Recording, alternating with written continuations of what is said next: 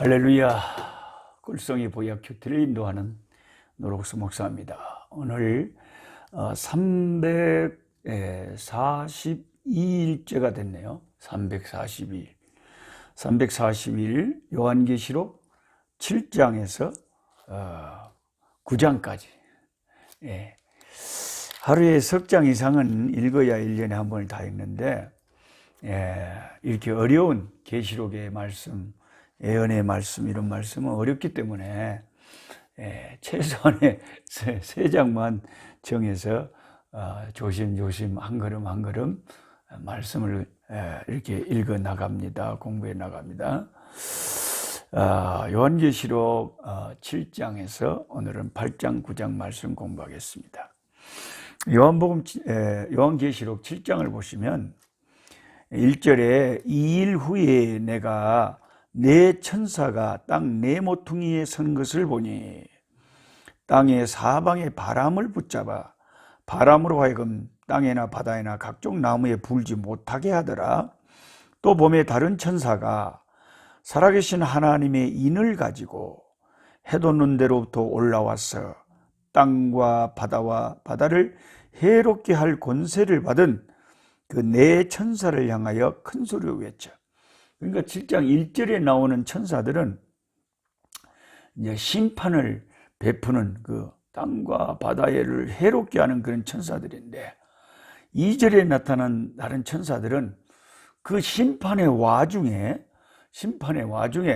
하나님께서 자신이 택한 그 백성들을, 하나님이 선택한 백성들을 위해서 하늘에서 또 다른 천사를 보내가지고 그 심판 중에 인을 가지고 왔어요. 하나님의 도장을 가지고 나타나가지고 해 돋는 데서 올라와가지고 그 땅을 이제 심판을 진행하는 천사들을 잠깐 소리로 멈추라고 하면서 3절에 이르되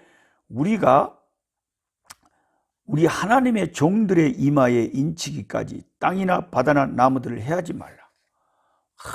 이제 심판을 베푸는 와정인데, 우리가 하나님이 택한 백성들에게 이마에 도장을 쫙 찍기까지, 인을 치기까지 아무 해로운 일을 하지 마라. 근데 제가 요한계시록 설명할 때도 그랬잖아요. 이미 이런 그 환난과 심판이 시작될 때는 지상의 교회가 휴거된 뒤라고.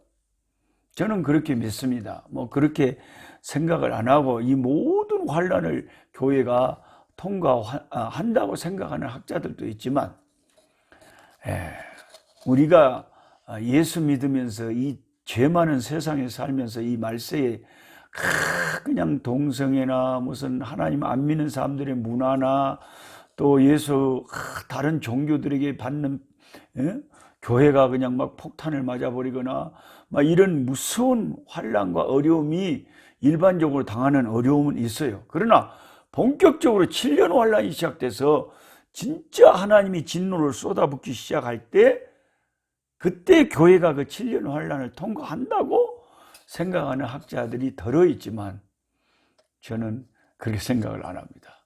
대부분의 전통적인 학자들의 견해대로 7년 환난은 지상의 교회가 벌써 공중에 휴거되고 당하지 않는다. 그러면 지금 이 환난을 당할 때 인침을 받는 사람들이 누구냐? 이 앞에도 제가 설명했듯이 이 휴거되지 못한 이 불신자들과 유대인들이 예수님을 안 믿으니까 휴거 안 되고 그 7년 환난을 받고 있을 거예요. 하나님의 심판의 진노에.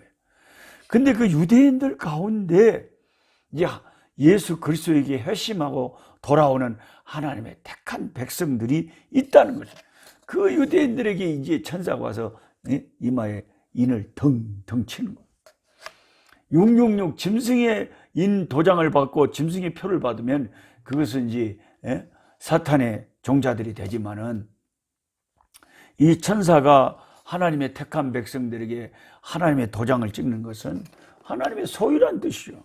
인을 친다는 것은 크게 말하면 두 가지인데, 하나는 그 속의 내용을 보지 못하도록 도장으로 임봉한다는 거고, 그것은 하나님의 아들이 그 임봉한 두루마리를 하나님의 아들이 여서서 역사를 펼치셨고, 또 하나의 성경에서 인쳤다고 하는 것은 이 임봉, 밀봉 그 안에 있는 내용물을 못 보도록 이렇게 탁 도장으로 막아놓는 그 외에 여기 7장에 나오는 인을 쳤다는 것은 소유로 삼았다는 거죠. 우리가 그 아가서에서도 너는 나를 도장같이 새기고, 도장을 찍어버린 거예요. 도장을 찍으면, 도장을 찍어. 그러니까 하나님의 도장을 탁 찍었다는 것은 하나님의 택한 백성이라는 거죠.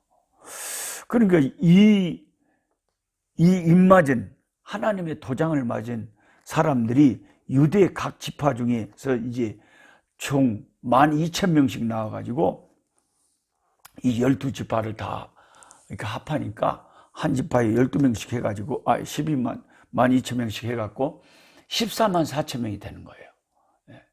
그렇게 되잖아요. 12,000명씩 12지파면은 144,000명. 이 144,000명 가지고 얼마나 많은 이단들이 자기들 교리에다 갖다 붙입니까? 신천지 이만희 이런 희한한 신종 이단들은 이 144,000을 자기들한테 갖다 붙인 거죠. 그래서 144,000이 되면은 이제 세상이 끝난다고 하는데, 이제 지금 144,000이 넘었다 그래요. 그것도 안타깝지만 넘었는데 이제 또 말을 바꾸는 거죠. 뭐 이단들이 거짓말을 뭐 하는 것이 자기들 일상적인 일인데 그 사람들 말을 신뢰할 게 뭐가 있습니까? 지금 예를 들어서 지금 교주 이만희가 안 죽는다 그러잖아요. 영생한다. 그래 나중에 죽잖아요. 그럼 또 말 딱 바꿔버리면 그만.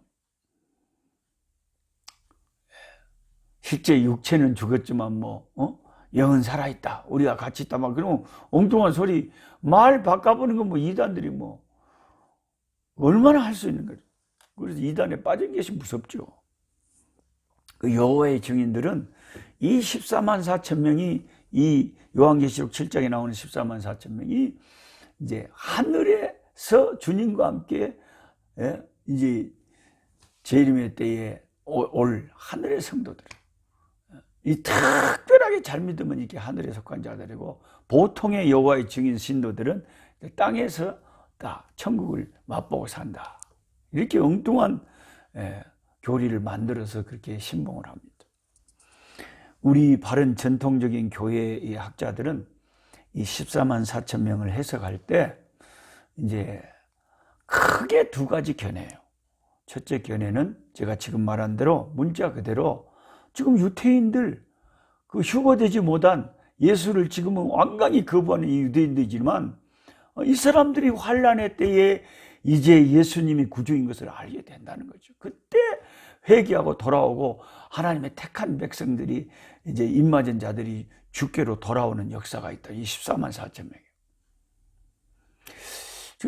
이런 견해가 첫 번째 견해고요. 두 번째 견해는 여기 144,000명은 굳이 무슨 유태인들을 말하는 게 아니고 하나의 유태인들은 상징이고 그냥 이방인들과 유대인들 중에 그 환난 날에 예수께 돌아오는, 예수 앞에 돌아오는 사람들이다. 이방인 가운데서 돌아올 수 있다. 여기 유다 지파 중에 무슨 지파 중에 12지파라고 했지만은 다 우리가 영적으로 신약에는 아브라함의 후손이라고 하는 것처럼 이방인 가운데도 환난 때에 돌아오는 사람들의 숫자를 다 합해서 상징적으로 144,000명이라고 하는 것이다. 이렇게 보는 견해가 있어요. 두 견해 중에 어떤 것이 맞는지는 이제 우리 주님 앞에 가봐야 알게 되겠지만, 그래 저는 이제 조금 더 개인적으로는 그 앞에 해석, 진짜 유태인들을 말하는 것이다라고 믿어지는 것은 이제 어떤 것하고 연관이 돼서 더 그러냐면, 로마서 11장에 사도 바울이 유대인들이 돌아온다 그랬잖아요. 물론 이 7년 환란 되기 전에 돌아오는 것을 말할 수도 있지만은, 이렇게 유대 지파 중에서 수많은 사람들이 하나님께로 돌아온다는 것은 지금 메시아닉 주라고 해서 좀 유대인들이 돌아오는 거죠. 그게 이제 마지막 징조인데, 유대인들이 돌아오는 것이. 그러나 이렇게 대대적으로 돌아오는 것은 7년 환란 때 일어나지 않을까, 이렇게 보는 거죠. 여러분, 손이 부지런하신, 성품이 부지런하신 분은 저와 함께 성경을 한번 찾아봐요. 로마서 11장. 이게 사도 바울이 자기 민족을, 자기 유대인들을 너무 사랑하고 생각했기 때문에, 유대인들은 도대체 언제 주님께로 돌아오나, 이방인들은 다 예수 믿고 저렇게 했는데 유대인들은 예수를 안 믿으니까 자기 민족을 위해서 얼마나 애가 탔겠어요. 그러자 그 로마서 11장에 사도 바울이 그런 이스라엘의 구원에 대해서 이런 이야기를 합니다. 11장 26절에 펼치셨죠?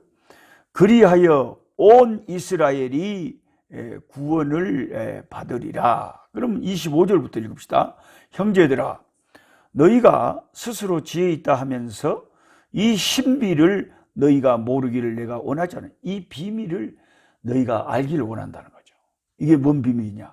이 신비는 이방인의 충만한 수가 들어오기까지 이스라엘의 덜어는 우둔하게 된 것이라.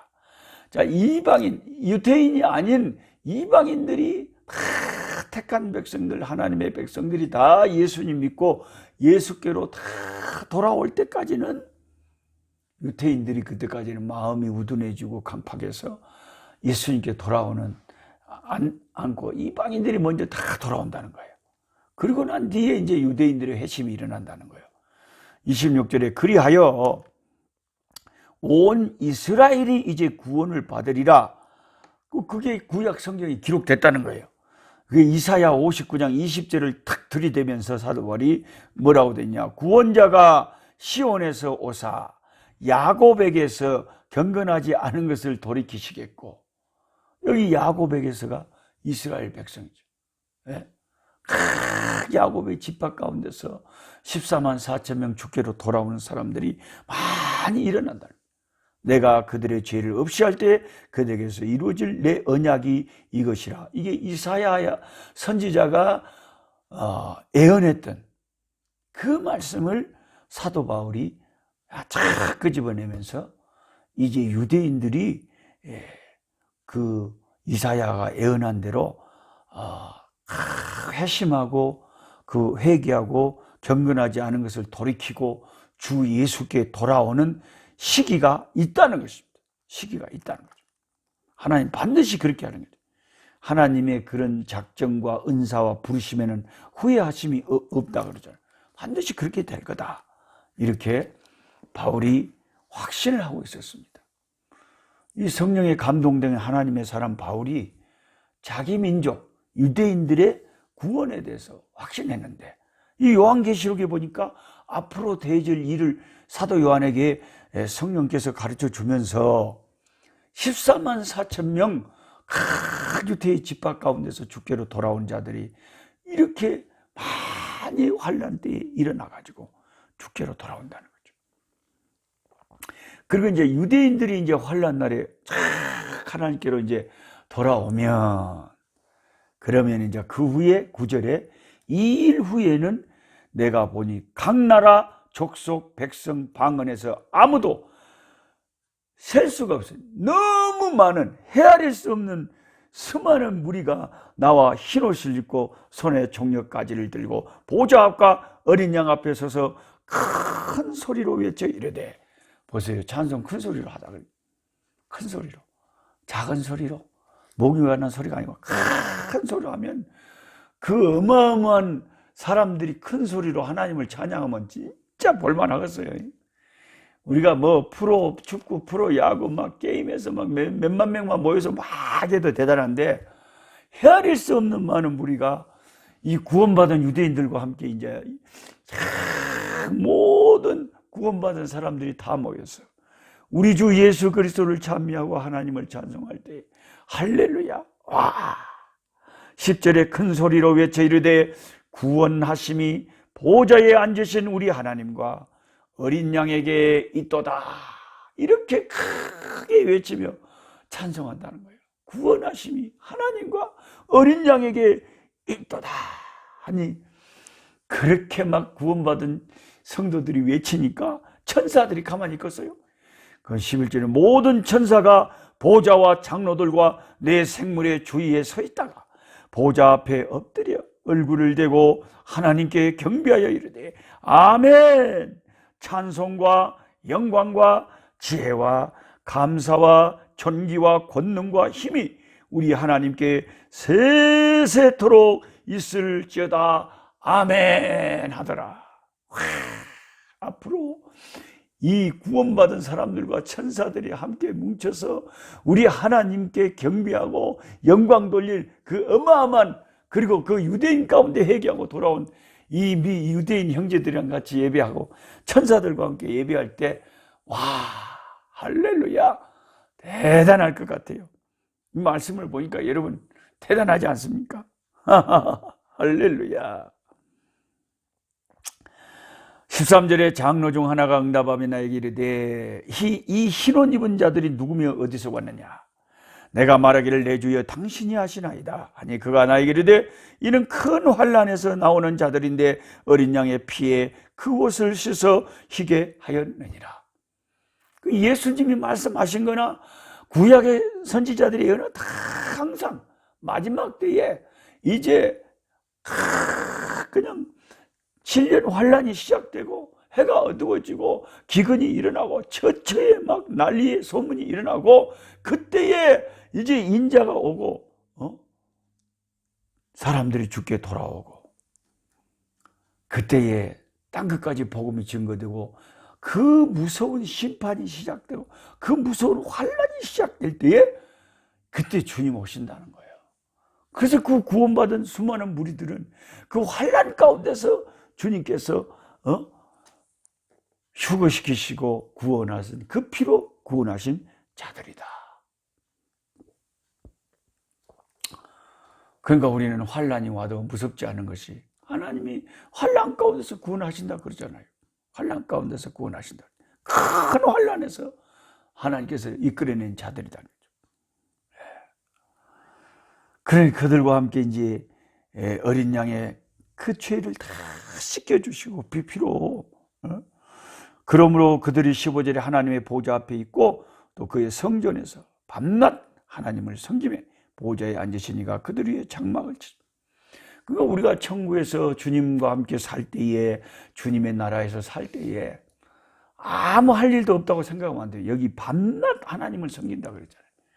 그 하나님을 섬길 때 예배하면서 섬길 수도 있고 또 하나님의 말씀이 뭐 하라고 하면 순종하면서 섬길 수도 있고 또 성도와 천사들과 교제하면서 하나님을 섬길 수도 있고 이제 아마 쉬지 않는 밤낮 참 익사이팅한 흥분되는 스릴 있는 복된 즐거운 일들이 우리를 기다리고 있습니다. 그 다음에 이제 요한계시록 8장에 가면 일곱째 인을 떼실 때에 하늘이 반 시간쯤 고요하더니 그 일곱째 인봉을 탁 넣으니까 그 안에 다시 일곱 나팔의 재앙이 들어있는데 이게 이제 아마 그 마지막 때에 하나님이 심판하실 것들이 차례차례 순서대로 도장과 나팔과 뭐 일곱 대접으로 막 부어지는데 그런 무서운 심판들을 계속 소개하고 있는 거예요. 근데 잠깐 한 반 시간쯤 갑자기 무슨 태풍의 눈 안에 조용한 것처럼 큰 무서운 심판이 또 시작되기 전에 잠깐의 고요한 시간이 있다는 거죠. 지금이 우리가 지금 평안을 누리고 조금 이것이 어쩌면 반 시간쯤 고요한 시간인지도 모르겠어요. 하여튼 마지막 때에 큰 심판이 이제 이루어질 때 잠깐의 어떤 그 간격의 고요함이 있대요. 내가 봄에 2절에 하나님 앞에 일곱 천사가 서 있어 일곱 나팔을 받았더라. 이제 일곱 나팔 재앙이 시작됩니다. 3절에 또 다른 천사가 와서 제단 곁에 서서 금향로를 가지고 많은 향을 받았으니 이는 모든 성도의 기도와 합하여 보좌 앞 금제단에 드리고자 함이라. 향연이 성도의 기도와 함께 천사의 손으로부터 하나님 앞으로 올라가는지라. 천사가 향로를 가지고 제단에 불을 담아다 땅에 쏟음에 우리의 음성과 번개와 지진이 나더라. 이제 막 그 순교자들의 기도, 성도들의 기도가 천사들이 그 기도를 그냥 금향로에 받아서 향연처럼 하나님의 금 보좌 앞에 이렇게 가져가는데, 그 성도들의 기도 후에 일곱 나팔에 이 무서운 환란이 시작되는 거예요. 어쩌면 그 순교하고 고통당하고 환란 가운데서 믿음을 지킨 그 성도들의 기도가 이제 이 죄 많은 세상에 하나님의 심판의 불을 가져오게 하는 원인인지도 모르죠. 6절에 일곱 나팔을 가진 일곱 천사가 나팔을 불기를 준비하더라. 첫째 천사가 나팔을 부니 피 섞인 우박과 불이 나온다. 우리 주님도 분명히 그렇게 말씀하셨죠. 마지막 심판날에 재림이 하실 때 천사장의 나팔 소리와 함께 오신다 그랬죠. 하늘에 우리는 들림받아 어린 양의 혼인잔치에 참석하지만 땅은 어떻게 되겠어요? 땅은 이제 어마어마한 이런 무서운 심판이 시작되는 거죠. 피 섞인 우박, 불이 나오고 땅에 쏟아지고 땅의 3분의 1이 다 불타버리고 수목의 3분의 1도 다 타버리고 각종 푸른 풀도 다 타버려. 둘째 천사가 나팔을 부니 불 붙는 큰 상과 같은 것이 바다에 던져지매 바다의 3분의 2 피가 돼. 어머, 몸에 5대 양, 이 5대 양이 태평양, 대서양, 인도양, 이 어마어마한 5대 양 5개 이 바다가 3분의 1이 피로 물들어 버리면, 야, 그 옛날에 그 나일강이 구약의 그 애굽이 심판당할 때 그 나일강이 피로 물든 것처럼 이제 이 지구가 이제 하나님의 심판이 시작될 때 이런 심판들이 구체적으로 하나하나 진행된다는 것입니다. 겁나게 무섭겠어요. 바다가 피로 변해버리면. 무섭겠어요. 10절에 셋째 천사가 나팔을 부니 햇불같이 타는 큰 별이 하늘에서 떨어져 강들의 3분의 1과 여러 물샘에 떨어지니 이 별 이름은 쓴 쑥이라. 물의 3분의 1이 쓴 쑥이 되며 그 물이 쓴물이 되므로 많은 사람이 죽더라. 물이 중요하잖아요. 물전쟁. 물이 다 3분의 1이 쑥물이 되버리고 쓴물이 돼 마실 수가 없는 물이 돼버리면 사람들이 죽을 수밖에 없겠죠. 죽을 수밖에 없겠죠. 12절에 넷째 천사가 나팔을 부니 3분의 1과 해 3분의 1과 달 3분의 1과 별들의 3분의 1이 타격을 받아 그 3분의 1이 어두워지니 하늘이 빛을 잃어버리고 하늘의 광명들과 해와 별이 빛을 잃는다. 그 예수님이 예고한 그대로 좀 더 구체적으로 지금 사도 요한은 이제 이런 것들이 막 하늘이 자연계가 태양계가 우주가 흔들리고 어두워지고 그런데요. 그때 지상에 있는 사람들 얼마나 무서울까요? 우리가 보통 우레가 일어나고 번개가 치고 우르릉캉캉만 해도 막 무섭거든요. 근데 그건 아무것도 아니죠. 13절에 내가 또 보더니 공중에 날아가는 독수리가 큰 소리로 이르되 땅에 사는 자들에게 화가 있으리니 이는 새 천사들이 불해할 나팔 소리가 지금 4번의 나팔 소리가 있을 때 그렇게 순서적으로 이렇게 지상에 어마어마한 심판이 막 퍼부어지는데 재앙이 막 일어나는데 아직도 새 재앙 3번의 화가 또 남아있대요. 갈수록 태산이겠죠. 9장 1절에 다섯째 천사가 나팔을 불매 내가 보니 하늘에서 땅에 떨어진 별 하나가 있는데 그가 무저갱의 열쇠를 받았더라. 요 9장 1절에 나오니 하늘에서 떨어진 별 누구예요? 사탄이죠. 마귀죠. 그에 떨어진 별이에요. 그리고 무저갱의 열쇠를 가지고 있어요. 무저갱의 사자니까. 그 무저갱의 열쇠를 갖고 무저갱을 열어버리면 무저갱에서 약한 것들이 나오겠죠. 2절에 그가 무저갱을 여니 무저갱이라는 것은 이 없을 무자에다가 밑에 저자에다가 깽이랑 구멍을 말하는 것이에요. 그러니까 영어로 말하면 the bottomless pit라고 구덩이는 구덩이인데 이 바닥이 없는 구덩이 밑도 끝도 없는 한없이 밑도 끝도 없는 구덩이가 무저갱이에요. 이 무저갱은 악령들의 임시 거처예요. 악령들, 이 악한 마귀들이 영원히 거치할 것은 불못이고, 그것은 불못이고, 무적의 밑도 끝도 없는 구덩이는 뭐냐?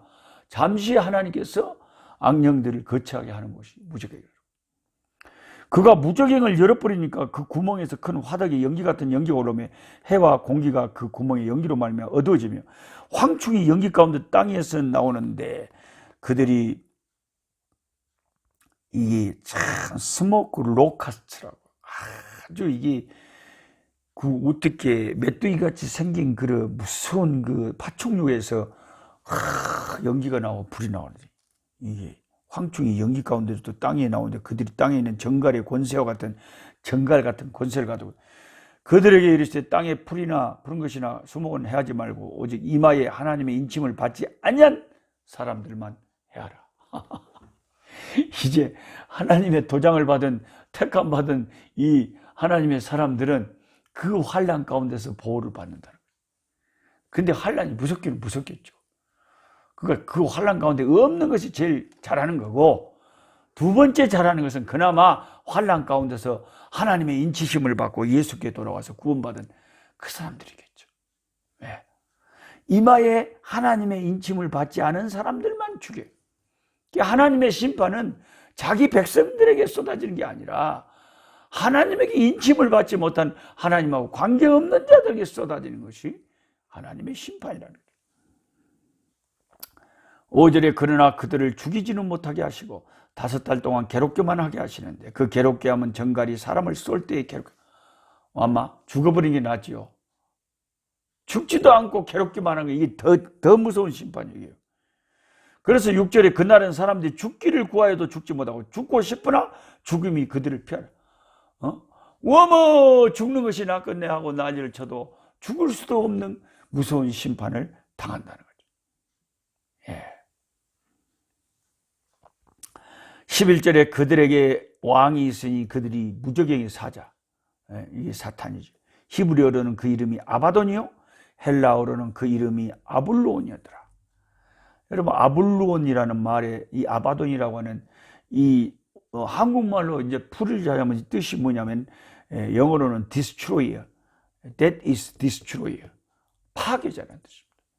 참 NIV는 친절하기도 하죠. 한국 성경에는 그냥 헬라어는 뭐고 히브리어는 뭐다라고만 돼 있는데 영어 성경 NIV는 딱 아블론에다 가로치 놓고 이 that is destroyer, 이건 파괴자라는 뜻이다라고 딱 친절하게 독자를 위해서 해석을 붙여놨어요.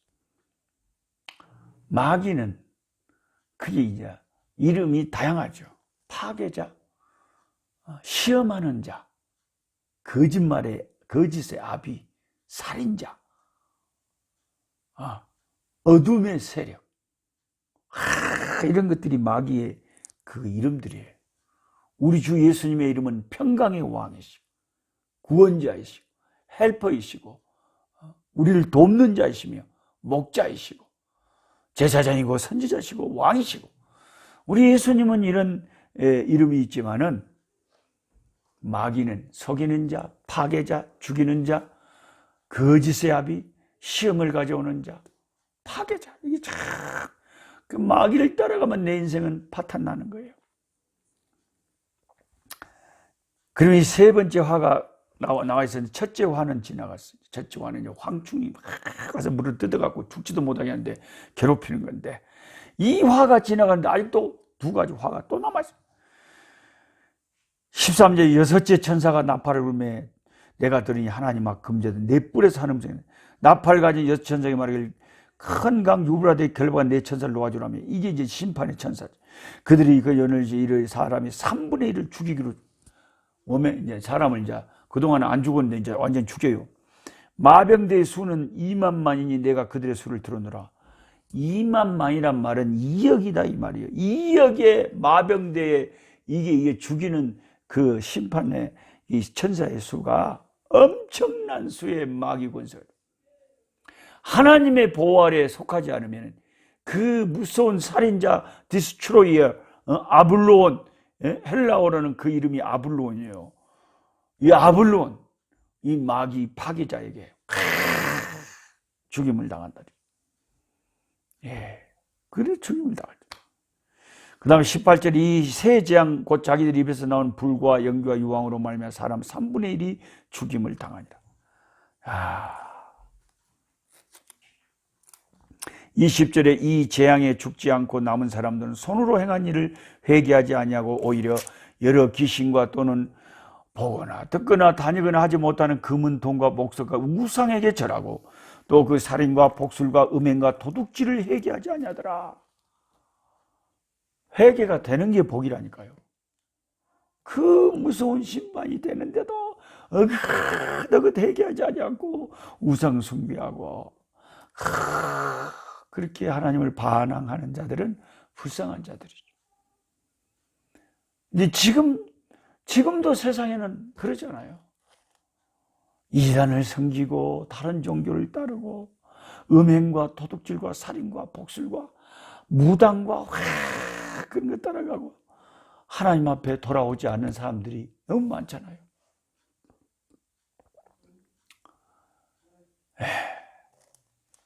오늘 이 말씀 공부를 오늘은 여기까지 하고요. 내일 또 계속해서 10장 이하의 말씀을 공부하겠습니다. 저와 여러분은 하나님의 백성이라면 우리는 주 예수 앞에 나의 죄를 항상 회개하고 그 피에 내 죄를 적시고 그래서 내가 흰옷을 입고 하나님 앞에 서야 되겠죠. 주께서 저와 여러분을 이 모든 마지막 때의 환난에서 지키시고 은혜 베푸시고 그 보혈로 정결케 하시고 우리 하나님을 찬송하는 그 무리 가운데 우리를 있게 하신 우리 아버지께 감사와 영광을 돌려드립니다. 할렐루야. 약한 자 힘주시고 강한 자 바르게 주 환자 정케함이 주님의 뜻이라.